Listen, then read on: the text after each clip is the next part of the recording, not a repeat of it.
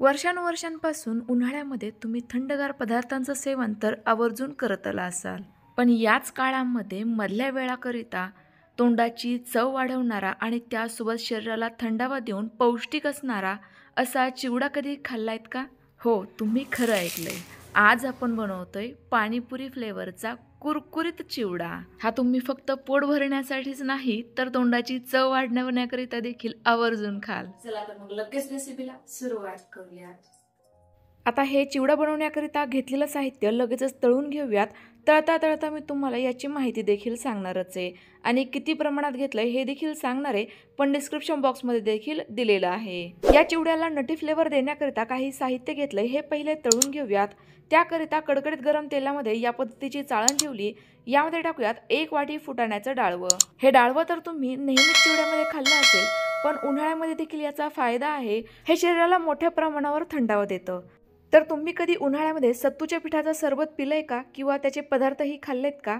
तर हे जे सत्तूचं पीठ आहे ना, ते या फुटाण्याच्या डाळव्यांपासूनच बनवलं जातं. तर बघा, हे डाळवं ना मी एकदम जरा वेळाकरिता तेलामध्ये अगदी तेलावर तरंगेपर्यंतच तळून घेतलंय.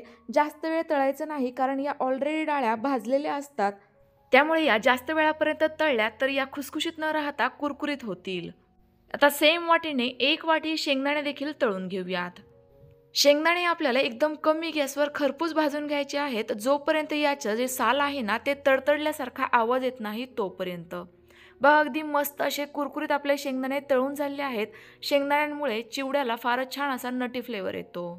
आता घेऊयात 1 वाटी सुक्या खोबऱ्याचे किसलेले पातळ काप.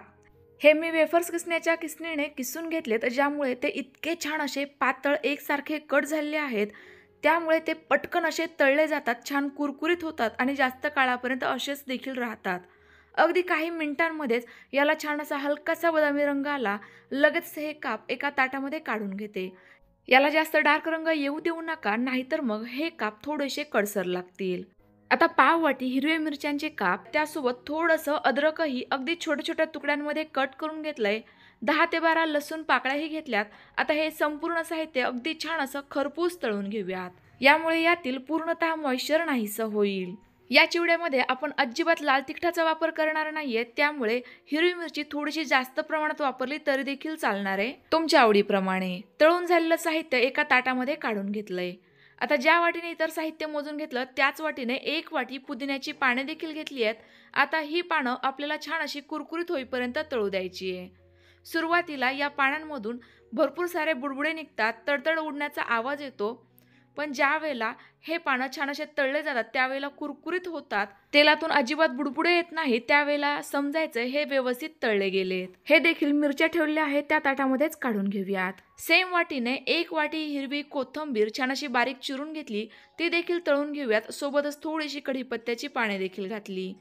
आता ही कोथिंबीर देखील छान अशी कुरकुरीत होईपर्यंत तळून घ्यायची आहे. हे संपूर्ण साहित्य तळल्यानंतर यांचा रंग बघत असाल, काय मस्त असा डार्क हिरवा आलेला आहे. आणि तुम्ही आणखी एक गोष्ट ऑब्झर्व केली असेल, मी जे काही साहित्य नटी फ्लेवर करिता तळून घेतलं होतं ते वेगळ्या ताटामध्ये आणि इतर साहित्य वेगळ्या ताटामध्ये काढून घेतलंय. आता आपण मुरमुरे भाजून घेऊयात. तर या ठिकाणी मी 300 ग्रॅम साधेच रेग्युलरचे भेळीमधील मुरमुरे घेतलेत, याला चुरमुरे देखील म्हणतात. हे मुरमुरे भाजण्याकरिता जाडबुडाचीच कढई वापरा, शक्यतो या पद्धतीची पसरट. मी या ठिकाणी आगारो कंपनीची ट्रायप्लाय कढई वापरली आहे. ही जर तुम्हाला घ्यायची असेल तर डिस्क्रिप्शन बॉक्समध्ये मी लिंक देत आहे. तर एकदम कमी गॅसवर सतत हलवत हे मुरमुरे छान असे कुरकुरीत होईपर्यंत भाजून घेऊयात. मुरमुरे ऑलरेडीच भाजलेले असतात, त्यामुळे जास्त काही वेळ लागत नाही.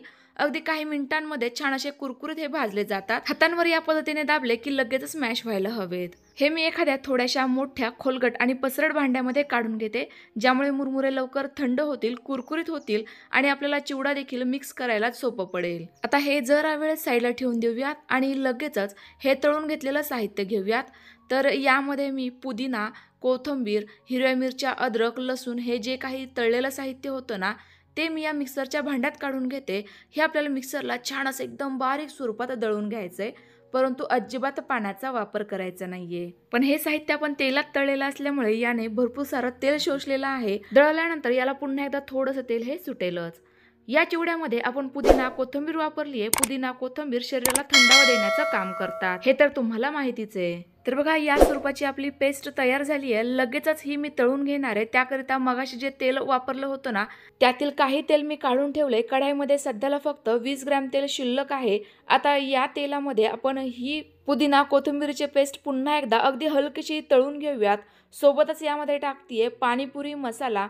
तुमच्याकडे जर पाणीपुरी मसाला नसेल तर यामध्ये तुम्ही थोडीशी जिरा पावडर, ओवा पावडर, काळं मीठ किंवा चाट मसाला, थोडीशी पिठी साखर आणि अगदी थोडंसं लिंबू सत्व घेऊन मिक्सरला फिरून याची पावडर घालू शकता. तुमचा घरगुती पाणीपुरी मसाला तयार होईल. सोबतच मी यामध्ये अर्धा चमचा हळद देखील घातली होती, पण हळदीचा व्हिडिओ माझ्याकडनं थोडासा स्किप झालाय. पाणीपुरी मसाला मी 2 चमचे घातला होता. तयार झालेला चिवडा मसाला किंवा या मुरमुऱ्यांची फोडणी लगेच या मुरमुऱ्यांमध्ये घालायची आहे आणि अगदी हलक्या हाताने व्यवस्थित मिक्स करून घ्यायची आहे. संपूर्ण मसाला या मुरमुऱ्यांना कोट व्हायला हवा. अगदी या मुरमुऱ्यांना छान असा रंग यावा याकरिता आता हे हलक्या हाताने मी मुरमुरे या पद्धतीने चोळून घेते, ज्यामुळे आपल्या या मुरमुऱ्यांना काय मस्त असा हिरवागार रंग आलेला आहे. उन्हाळ्यामध्ये डोळ्यांनी जर काही हिरवळ पाहिली तर डोळ्यांना किती गारवा वाटतो, अगदी तसाच गारवा हा चिवडा खाल्ल्यानंतर पोटालाही मिळतो. आता यामध्ये घालूया आता 3 चमचे पिठी साखर आणि चवीनुसार किंवा साधारणतः पाऊण चमचा मीठ. मीठ अगदी थोडंसं कमीच घालायचं आहे, कारण आपण यामध्ये पाणीपुरी मसाला वापरलाय. त्या मसाल्यामध्ये देखील थोड्याशा मिठाचा वापर हा केलेलाच असतो. पुन्हा एकदा संपूर्ण साहित्य व्यवस्थित असं मिक्स करून घेऊयात आणि आता सर्वात शेवटी हे उरलेलं तळून घेतलेलं साहित्य देखील घालूयात. तर बघा किती साधा, सोपा, कमीत कमी खर्चामध्ये तयार होणारा आपला हा चिवडा तयार झालेला आहे. सर्वात शेवटी मला आवडते म्हणून मी यामध्ये 100 ग्रॅम पिवळ्या रंगाची अजिबात तिखट नसलेली ही शेव घातली आहे. ही शेव घालणं पूर्णतः ऑप्शनल आहे. खूपच मस्त असा आपला हा पाणीपुरी फ्लेवरचा चिवडा तयार होतो. तुम्ही यापूर्वी कधी जर खाल्ला नसेल, बनवला नसेल तर यावर्षी उन्हाळ्यामध्ये आवर्जून बनवून बघा. तुम्ही उन्हाळ्यातच नाही तर वर्षभर बऱ्याचदा हा चिवडा बनवून खाल याची मला खात्री आहे. हा डब्बाभर चिवडा तुम्हाला वाटेल महिनाभर पुरेल, पण खरं सांगू का हा अगदी 15 दिवसात चुटकीसरशी संपेल. त्यामुळे तुम्ही आजची ही रेसिपी कधी ट्राय करताय कमेंट्स करून नक्की कळवा. रेसिपी आवडली असल्यास लाईक करा आणि जास्तीत जास्त शेअर करा. पुन्हा एकदा व्हिडिओत तुमच्याच आवडत्या छानशा नवीन रेसिपीसोबत. तोपर्यंत बाय बाय.